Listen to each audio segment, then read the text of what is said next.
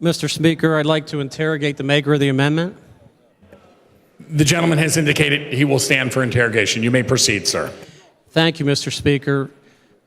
Mr. Speaker, we heard the Democratic chair indicate that workplace safety is pretty much governed by laws already on the books.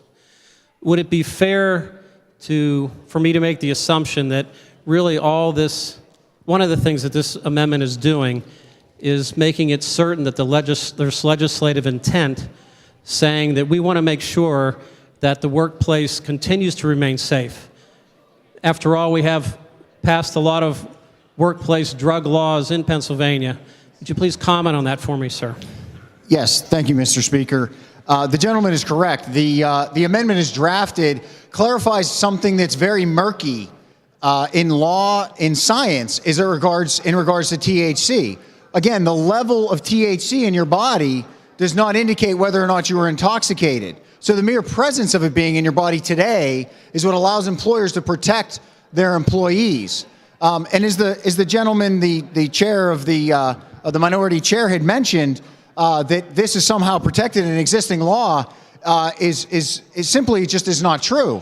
Under existing law, if an employee was found to have cause at work to be, even if it was in the employee handbook, to be tested for drugs, the mere presence of heroin would mean that that employee was intoxicated. The level could determine if they were intoxicated. Any opioid could be the case.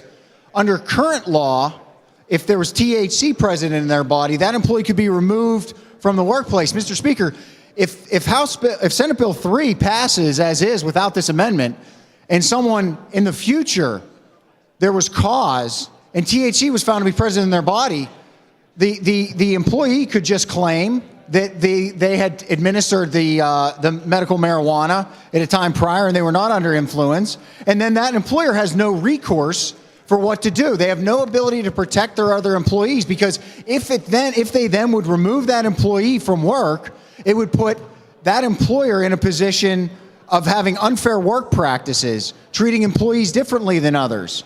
If you are in the workplace and you have a drug policy that says that you can be drug tested, you can only be removed from work if you have violated that drug policy. And Mr. Speaker, if we don't pass this amendment, it does not clarify that murkiness that exists with THC as opposed to other drugs. Thank you, Mr. Speaker. I don't have the workers' compensation law in front of me, but counsel here, one of our other members, had brought up a good point that I believe under the current workers' compensation statute in Pennsylvania, an employee that's injured, that's determined to be under the influence, is not covered under the workers' compensation law. And if I'm correct in that, I don't think we want to be in a position to further enable that to take place or have any misunderstanding between what the legislative intent is. So I support the maker's amendment.